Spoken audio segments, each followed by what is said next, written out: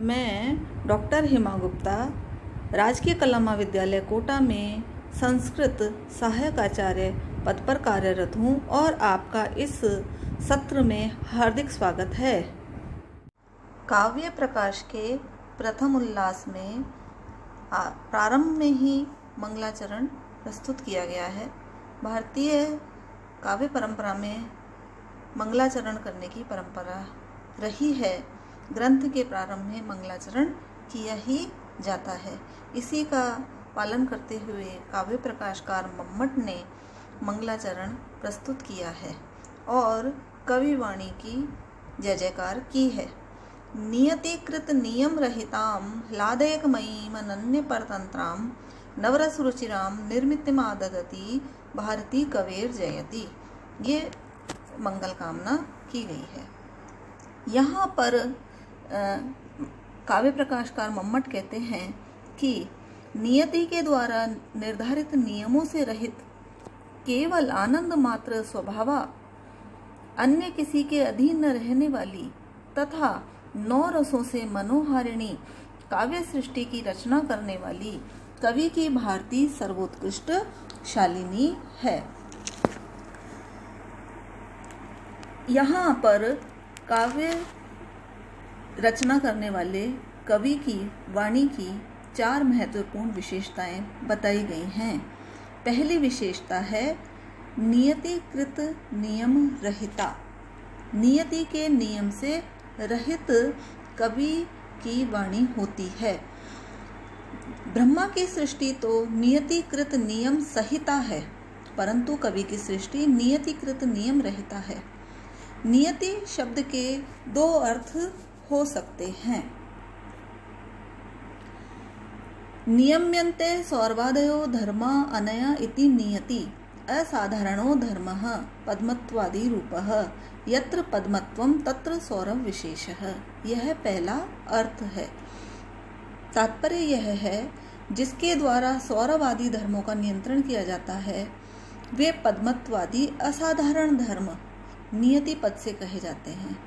उसके द्वारा किया गया नियम यत्र पद्मत्वम तत्र सौरभ विशेष है, अर्थात जहाँ पद्म का होना निश्चित होता है वहाँ विशेष प्रकार का सौरभ अर्थात गंध रहती है।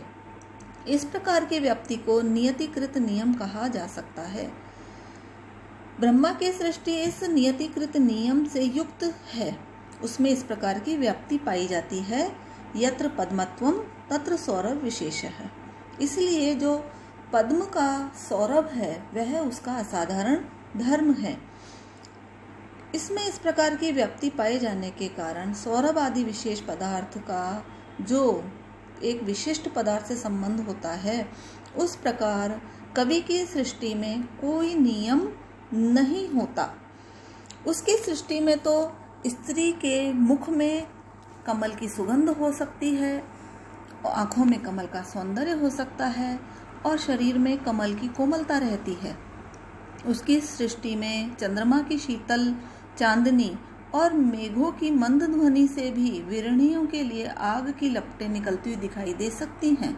इसलिए कवि की सृष्टि नियतिकृत नियम रहिता है। दूसरा अर्थ नियति का ये है अदृष्ट या धर्माधर्म, जो प्राय संसार में प्राय ही जाना जाता है।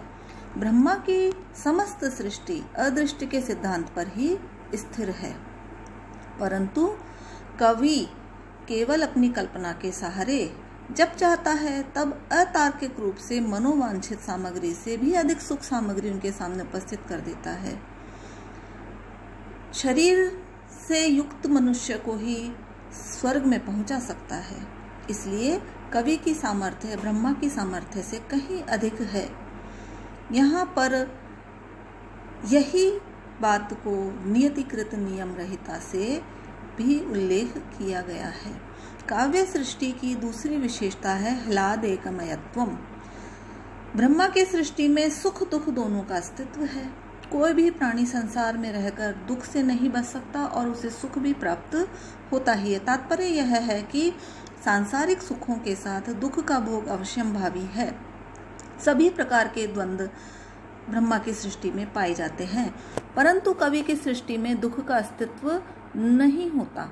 उसके सृष्टि में जब हम इंदुमती के वियोग में अज को विलाप करते हुए सुनते हैं, अथवा जब उत्तर रामचरित में राम सीता के वियोग में रोते हुए पत्थरों को भी रुलाते हैं, जैसा कि वहाँ भवभूति कहते भी हैं, अपि रोदित्यपि ग्रावा दलति वज्रस्य हृदयम, तो उस आनंदातिरेक का करुण रस में भी अनुभव होता है। उस आनंदातिरेक से द्रवीभूत होकर नेत्रों से अश्रुधारा प्रवाहित होती है, परंतु वह करुण रस भी आनंदानुभूति का स्वरूप होता है। कवि की वाणी की तीसरी विशेषता है अनन्य परतंत्रा। ब्रह्मा की सृष्टि प्रकृति अथवा समवायी असमवायी निमित्त आदि कार्य कारण परंपरा से युक्त होती है, उसके बिना संभव नहीं है। यूं कह सकते हैं कि इस कार्य कारण परंपरा के ब्रह्मा की सृष्टि अधीन है, परंतु कवि की सृष्टि के लिए कवि की अपनी प्रतिभा के अतिरिक्त अन्य किसी सामग्री की आवश्यकता नहीं होती।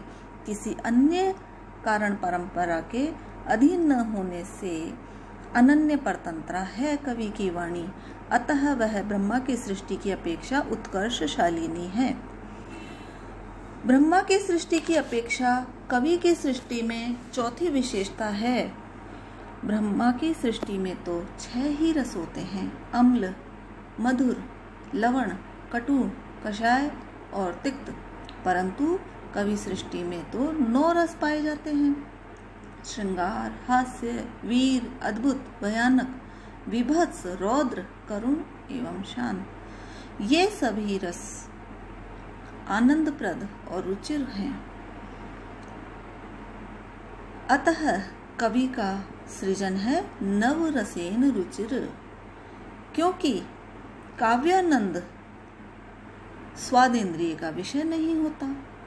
ब्रह्मा की सृष्टि के 6 रस तो स्वादेंद्रिय का विषय होते हैं।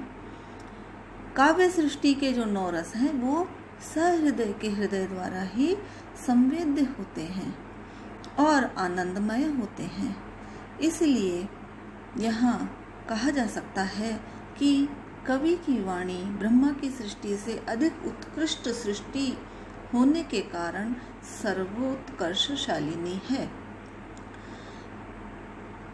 मंगलाचरण में कवि भारती जयति पद कहा गया है। यहाँ भारती के 2 अर्थ हैं, वाणी और सरस्वती। सरस्वती वाणी की अधिष्ठात्री देवी हैं, अतः यह मंगलाचरण नमस्कारात्मक भी है, क्योंकि यहाँ पर आचार्य मम्मट ने वाणी की अधिष्ठात्री देवी सरस्वती का जयति पद से नमस्कार ज्ञापित किया है।